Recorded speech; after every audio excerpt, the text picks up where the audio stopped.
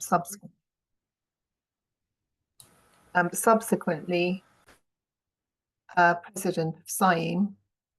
So he was the chair of what's known as the Trailblazer Group. These are the organisations that were involved. So although I was involved in drafting and kind of all the admin-y kind of work, the actual content was dictated by the employers, which is really important. That's a really important part of the way apprenticeships develop. Now, the funding, you may be aware, comes from something called the Apprenticeship Levy, which was introduced in, I think, 2016, which is where employers who have a turnover of more than a certain amount have to put some, it's an indirect tax, if you like, to hypothecated tax supporting education, goes into a fund to fund apprenticeships, and they can get that money back if they have an employee that's on an apprenticeship of any kind, and that money is also available for companies down to single person, you know, small, medium-sized businesses. Even though they don't pay into the levy, they can still access funding for an apprentice. So there are three pathways within the Level 7 ecology apprenticeships: the ecological consultant, the ecological scientist, or the landscape ecologist. And it's the employer rather than the apprentice that, in theory, decides which route they're on. So the employer is saying, I need someone with better skills in landscape ecology, so I will put one of my employees on the landscape ecologist route of the ecology apprenticeship. So just to think a little bit about what competency means, because apprentices, the apprenticeship is designed to give competency to the apprentice to work in their specialism. So the CIEEM definition of competency is that you must have the ability to perform the activities required to do a job well. You must know what to do. You must know how to do it. You must know when to do it, understand why you do it, be able to do it to the required standard, and understand the consequences of not doing it well, and know when to ask for help. So when to admit you don't know what you're doing. And it's very similar, really. The apprenticeship standard is based on core requirements of knowledge statements, which there are 8, 9 skill statements and 8 behaviour statements. And then you have the options, which add on additional skills and knowledge required for each specialism. So it's kind of all works together in the way of competency. Sorry, I'm going to blow my nose. The way it's delivered is alongside, sorry, I'm just going to put myself on mute.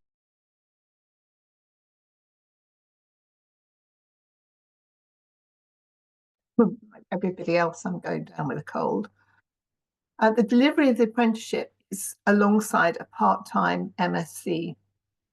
So ideally, and the way we designed it originally was that the apprentices would do equivalent of day release, which is how apprenticeships have been run from time immemorial, really, is that you work on the job 4 days a week and go into university 1 day a week. And that was how I was running the MSc in Environmental Conservation at the University of Greenwich. It can also be delivered by blocks and online. So after the MSc has been completed, that's referred to as the gateway for endpoint assessment. So the apprentices finish their MSc and then go through an endpoint assessment process. And they have to provide evidence of their competency against the KSB statements, and that's the basis of the assessment.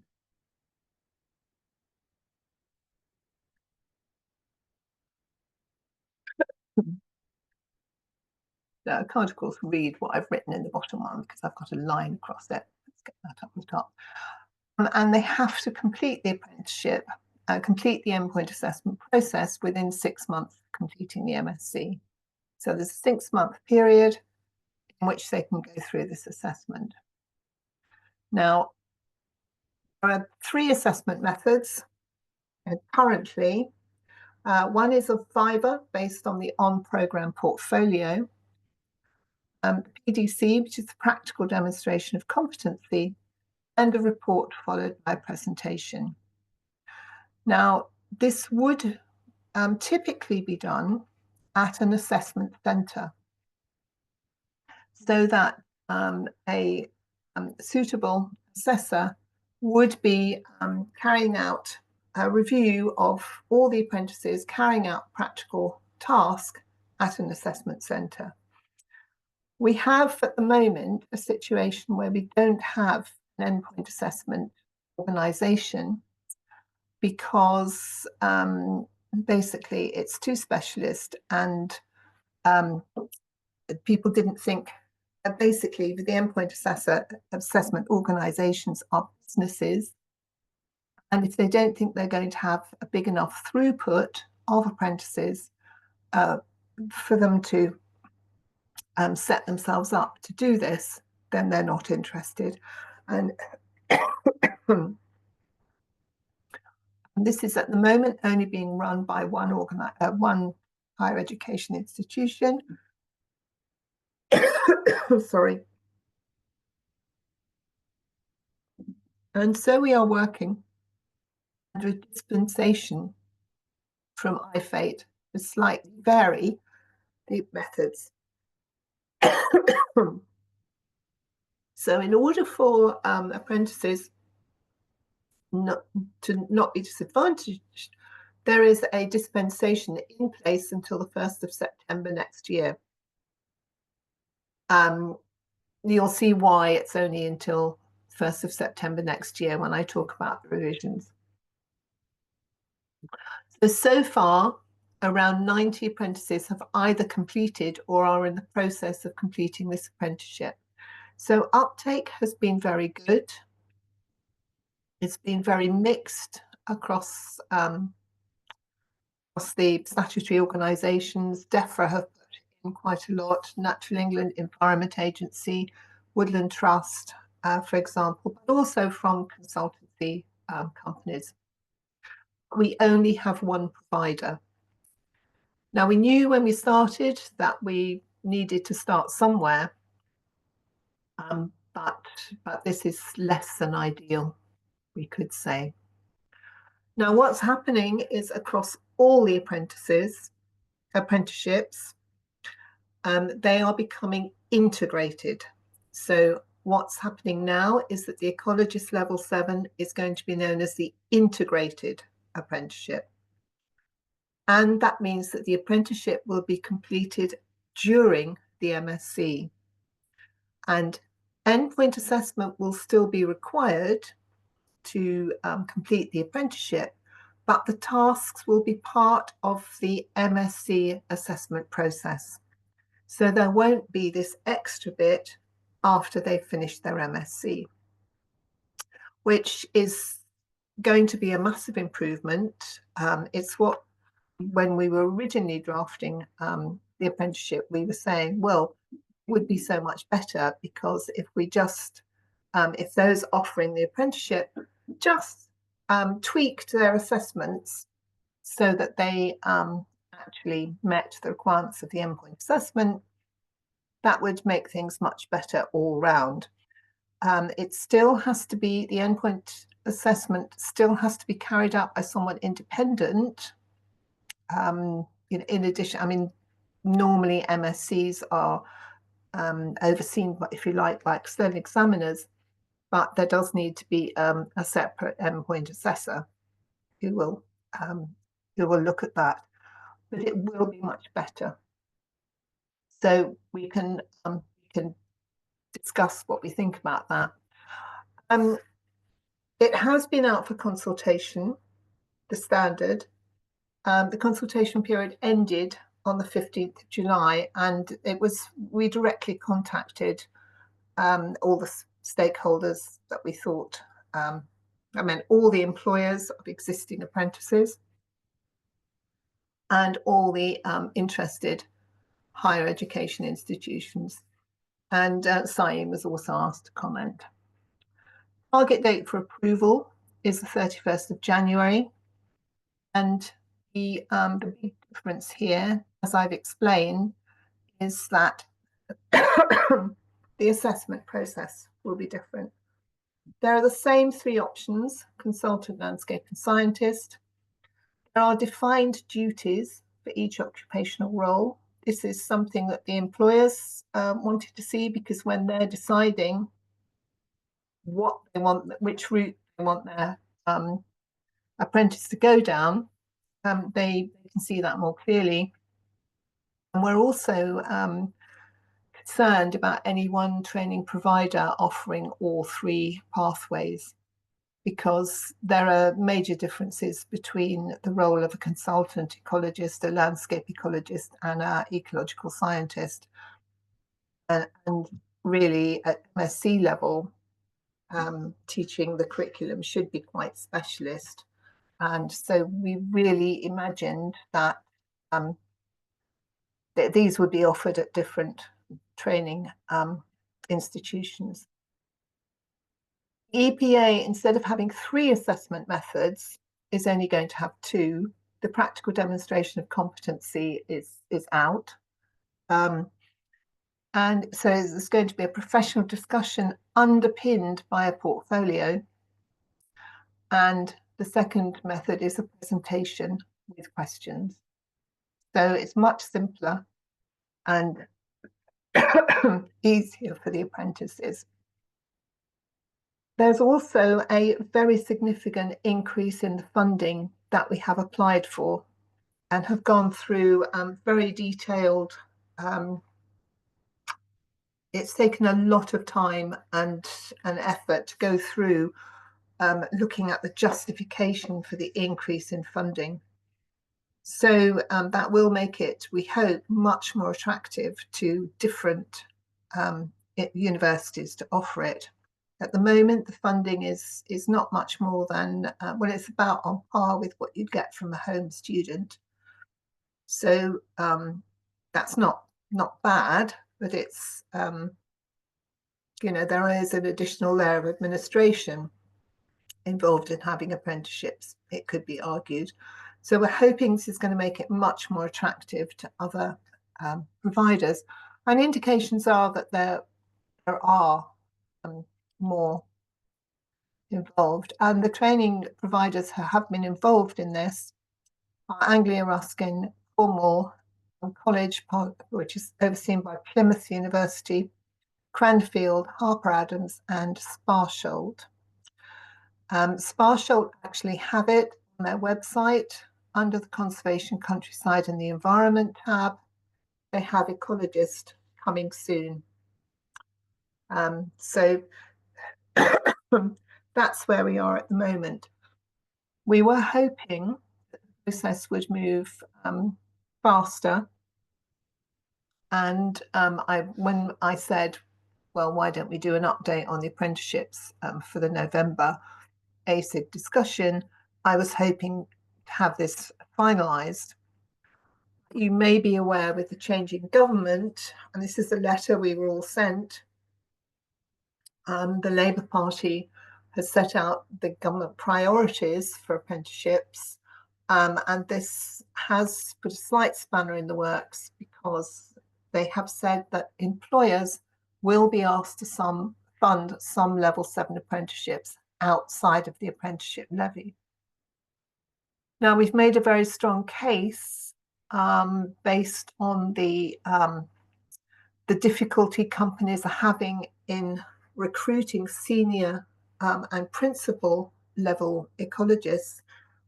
It's very apparent. I mean, anyone who looks at the job or the Facebook groups or LinkedIn, it's pretty much awash with graduate ecologists looking for jobs.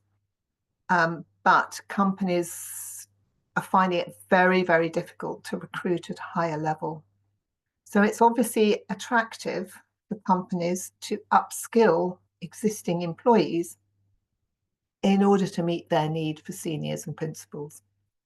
So we've used that, we've we've provided evidence, and we will continue to be lobbying for that. So hopefully this won't fall into that category, but it will be seen as part of the need for green jobs and the need, particularly with BNG coming online, that kind of thing. There is a real need for more people with greater skills. So that's me done. I don't know if people want to ask questions. Questions now, or whether because Brian is going to talk about the level 4. So maybe if people have questions on the level 7, what do you think? Annie, you're chairing this. We haven't got any questions in the chat just yet, but by all means, if people have got anything, if anyone wants to shout out now. No? Okay. Well, we can. The chat's still open, yes. So if they think of anything while Brian is talking, then we can collate them all at the end.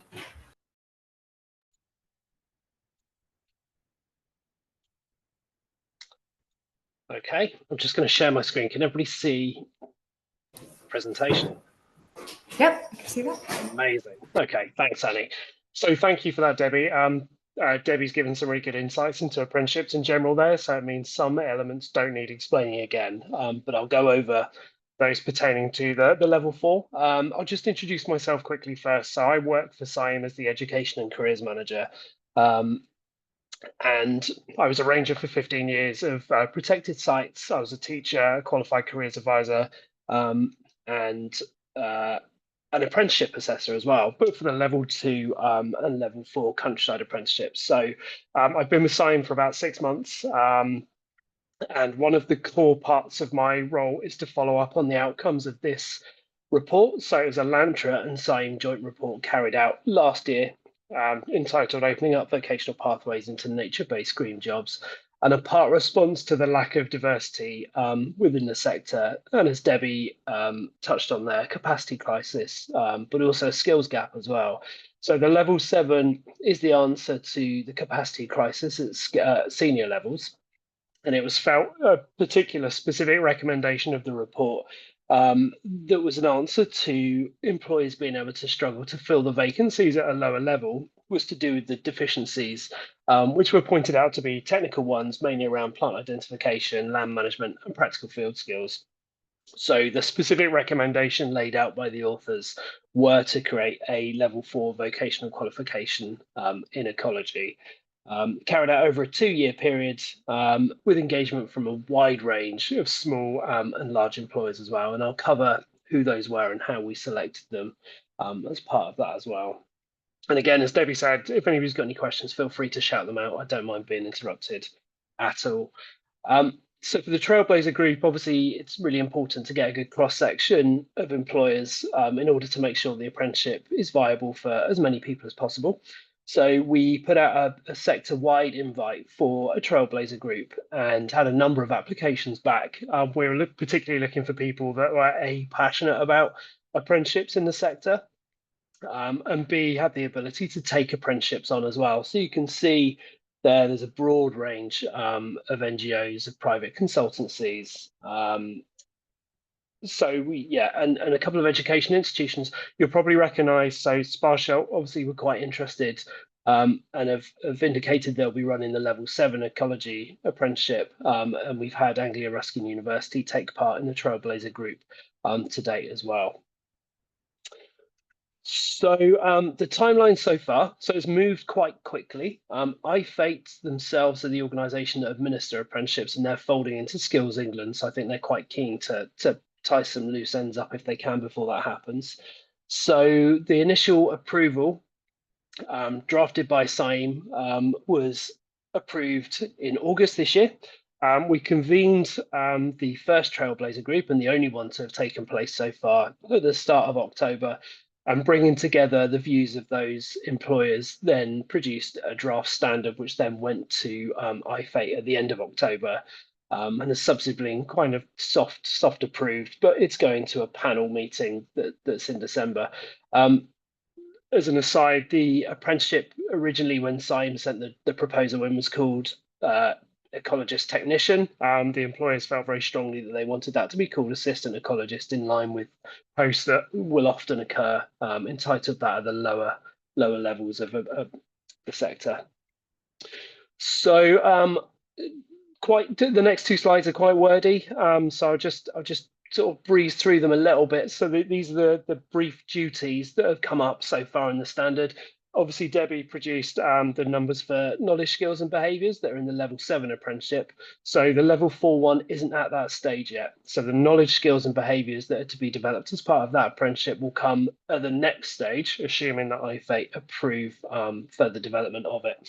So you can see these are specifically tied to the assistant ecologist job adverts that are often in the sector. They're what the employers felt they're often asking people to do at that level. And they also link quite specifically to some of the skills gaps that were mentioned in the vocational pathways report as well. There's a direct answer to some of those issues.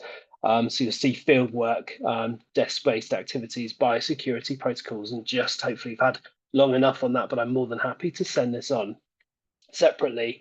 So software packages, and this is where, when the knowledge, skills and behaviours get developed, we're a bit more specific about what those software packages might be. So communications in there, interpersonal skills was felt was one of the weak points currently of people coming into the sector. Report writing is another one as well. And then something that ASIG are particularly keen on is obviously evidence-based decisions and evidence-based practice as well. So we've got that in there as one of the duties, to use evidence to inform and justify decisions. So and just another slightly wordy page as well. So these are the broad competency areas that we'll be producing knowledge, skills and behaviour under. So you can see they're pretty much reflective of the duties that are in the previous couple of slides. So I'll say any questions, but actually I will say a bit more. So at the moment, if you look across the whole field of apprenticeships available within our sector, you have the level 7, which Debbie's kindly gone through there. There's a level 6 environmental practitioner, which relates loosely to some of the roles within the sector. But underneath that, underneath degree level apprenticeships, we don't have any apprenticeships until you get down to level 4 countryside ranger, which is something I used to assess. It's very practically based, very good for rangers, but not so reflective of ecology duties. And below that, countryside worker, which again is a very similar line to the countryside ranger. I'm so sorry if you can feel my cat screaming in the background. It's close to his feeding time. At the moment, though, alongside, as Debbie pointed out with the level 7, there's an MSc against it. There is no plan to offer a qualification alongside the level 4, because no obvious qualification sits at level 4 currently at that level. As with any apprenticeship, any education institution who wants to offer the apprenticeship can also offer a qualification alongside it, but that would be at the extra expense of the employer whose apprentice is there as well. So can the level 4 in Ireland? So it's a good question. As I said, 6 months into this role, I've had to learn an awful lot, having known the English curriculum quite well, about the curriculums and ways of getting apprenticeships approved in the different nations. So at the moment with Ireland, we are carrying out a capacity crisis report at the moment. So we have an ecological consultancy working on that. I suspect, given the lie of the land, that one of the recommendations of that will probably be to develop an apprenticeship in Ireland, but that will be a whole different process, as it is unfortunately in Scotland and Wales and Northern Ireland as well. So Scotland is kind of next on our list, but the government there aren't very warm to apprenticeships in this area. I think I should have said that it only applies to England. The apprenticeship situation at the moment is just England. and always has been. Yeah, so devolved. I mean, it's a devolved issue. So it wouldn't be a case of rolling out. It would be a case of completely different approach, really. So yeah, the Scotland way of the way in Scotland of developing an apprenticeship is almost turning the England mechanism on its head. So it's a completely different way of doing things, unfortunately. But hopefully, lessons learned from each one will help develop, future ones. But the ambition is to hopefully create one in each country as as it becomes warmer to that. I think that's probably all I have at this point, because obviously it's not developed any further than that. But as Debbie said, I'm more than happy to answer any questions at this point.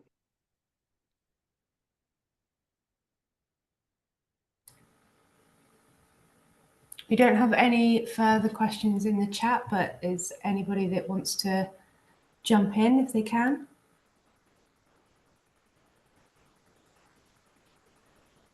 Stunned silence, I think. I used to get this from my students as well. I convinced myself because I delivered a good lesson, Annie. So that must be what it is. You covered everything that we could possibly need. Brian will know what I want to ask, won't you, Brian? I think so, Debbie. Yes. And my concern about the level 4 apprenticeship is around wages and pay scales. Because at the moment, I'm aware that graduate ecologists are finding it very difficult to find jobs, a lot of them, and B, the jobs that are offered are at not really a living wage in the Southeast particularly. So my concern is that going in for a lower level could lead to people being paid really very low wages, and that this is an issue for CIEEM to look at. I think it was also in that report that you mentioned, Brian, the absolutely unrealistic wages and impossible to fund a lifestyle. I've had lots of students who have been pretty good on the field work, who've done several years of seasonal ecology work, bat surveys, botanical surveys, get laid off in the winter. They're on 0 hours contracts. I know some companies are not like that, but some are. And I think it's an issue across the industry, and it goes a long way to explaining some of the skills gaps. So how do we know that the levels 4 will not become another way of basically exploiting people? It's a good point, and one that I'm passionate about as well. I mean, I spent 15 years being paid pretty much the lowest wage you could possibly get paid in the conservation sector. As a senior role, I was paid 25,000 for 10 years managing a site with 1 million visitors. So I'm fully with you, and it's something that I'm in this job for. CIEEM is soon to be going out with a state of the sector survey, so we'll come back finding out what is happening with the wages. At the moment, there has been some comments lately on LinkedIn that there's been a noticeable uplift in salaries. I haven't done any research myself to find out whether that's true or not, or what would be driving that. I think it's for colleagues alongside me in CIEEM to help keep on banging that drum. But I mean, as in terms of like the levels meeting the salaries, I'm not entirely convinced, and I haven't seen any research saying that's a thing. I mean, when I was teaching a level 3, and I only finished this year, one of my students completed a level 3 qualification and is now at RSK earning quite a decent salary, because his vocational skills meant he could, gain during the qualification meant he could get a good step into that career. So I don't know if the level of the qualification, because the relevancy of the qualification with his vocational skills will match that, unless I see some research that says otherwise. No, I think you're right. And I think some companies are very good and they take on trainees and pay them decently, but there are a lot that don't. And that is a big issue. as I say, that report did identify the wages as being a big issue, and I know of employers who are having to offer more money to try and attract more qualified people. So that I think the uplift in salaries is not at the bottom level. It's at the medium upper, because but maybe that's just because I'm more aware of that. It could be. Just to so Nicola, just your question in the post there. So I mean, if Debbie, you give your opinion on this as well. My experience with apprenticeships is the level 4 countryside ranger apprenticeship tends to attract career changers mostly, and not necessarily younger people too much. And equally, the level 3 course that I taught had about 50% 16 to 18-year-olds and 50% 21 to 50-year-olds. So it's a shorter time period than the level 7. Level 7 is typically to upskill people that are in the profession already, but I haven't seen the level 3 or level 4 putting off older people as long as they can see the benefits that are from it, and as long as that's reflected in the sector that's going to lead to a job as well. I think it's completely different because you can't get on to the level 7 apprenticeship unless you have a relevant degree. So it would be very difficult for an employer to argue that they wanted to send someone on the apprenticeship who didn't already have a background. So it wouldn't be a situation, isn't career changes. There might have been career changes earlier on, but not the level 7 is not going to be instrumental in the career change. A lot of the sorry, a lot of the people coming into the level 7 are people who are successful in their roles with their employer, and some of them are asking their employers for training opportunities, and in some cases the employers are asking for them to go and get more specialism in a particular area. So Melanie had sorry, go ahead. I was just going to say, Melanie had a question following on from Nicole's points. I may have missed it, but for the level 7, does the apprentice levy just cover the course fees rather than the wages as well? Yes. Yes, it's basically a way for the employer to, I mean, when I was running the MSc, I had a lot of people paid for by their employer to come and do the MSc. So, for example, Internal Drainage Board, wildlife trusts, Natural England, and they were actually paying the fees for them to do the MSc as well as giving them a day off work. So it's the way for the employer to get the training for nothing rather than having to pay for it. Sorry, I've lost my way in the that's it, that's okay. In the chat. I'm on it. I think that answers everyone's questions from what I can see. But if there are any more, then please feel free to shout out, and Debbie and Brian will be happy to answer. Brian, another question for you. For the level 7, the apprentice has to be employed.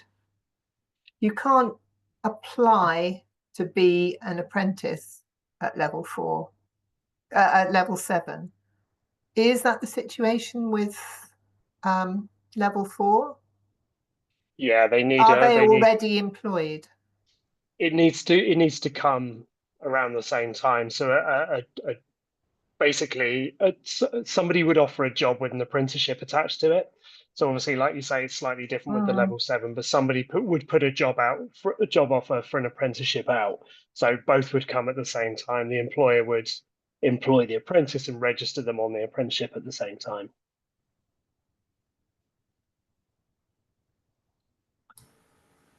Okay, great. We haven't got any other questions, but Brian's very kindly just popped his email in the chat. So if anyone needs it or thinks of a question later on, then please do take that email down in case you wanted to have a look.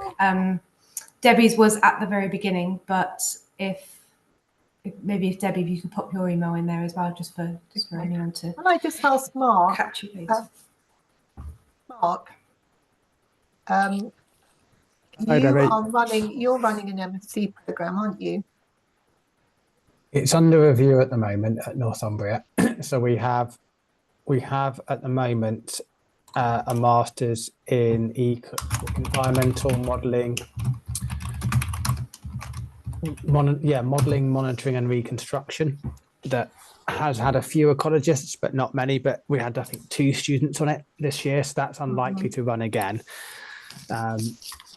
And we're looking at a range of other masters that won't be purely ecology, but maybe more like environmental science. So yeah, I'm sort of watching this with interest and seeing to what extent we could maybe think about this. Because we talked about the ecological scientist role, didn't we? Which would have some of your of the more modelling based one would have worked very well with that. Cranfield are interested in they're more sort of GIS-y kind of based. They're interested in the landscape ecology option, and I've forgotten Anglia Ruskin. Harper Adams and also Derby are interested in they're teaching very focused on consultancy. So they're thinking that they might be able to run the ecological consultancy option. I know Newcastle University did have an ecological consultancy masters, but I'm not sure if that's still running actually. It's a rapidly changing area at the moment. Yeah, it is, and it depends. I mean, really, you can only teach. Well, it would be very difficult to teach the consultancy module if you haven't worked as a consultant. You know, I mean, Brian and I would both say that our teaching is based on our practice. You know, if we hadn't ever been involved in practice, it would be very difficult to teach. But you do have some. I suppose the ecological scientists wouldn't be so bad.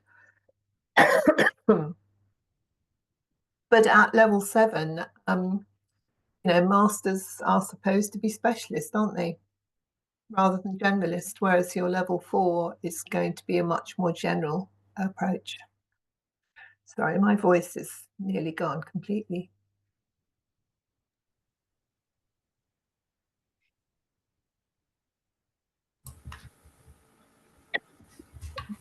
Okay, thanks everyone. If there are any more questions at all before we wrap up? No? Okay, that's great. Well, Debbie's also put her email in the chat now as well. So if any further questions at all, after having a bit of a think about taking in all that information, then please feel free to message Brian or Debbie directly. That would be great. But thank you everybody for joining us this evening, and a big thank you to Debbie and Brian for leading our discussion tonight. And we should probably say that the recording will be on the YouTube channel. Do you want to put the link to the YouTube channel in the chat, Annie, if you've got it to hand? Yeah. And you should get sent a link to it anyway as participants, because a lot more people were booked on this, but what with the weather and everything else, and the fact that we never get, you know, people book on. I think every webinar has more people booked on it than actually turn up, because we record and available afterwards. There's also all of our previous talks and discussions on that link, so do feel free to have a look and see if there are any others that are of interest to you. That should be in the chat now, if anyone that needs it. It is. Thank you. Great. Thanks ever so much, everybody, then. And thank you again, Debbie and Brian, for your time tonight for going through it. Thanks all. Thanks for your time. Have a good evening. Thanks, Bye. guys. I'm going to stop the recording.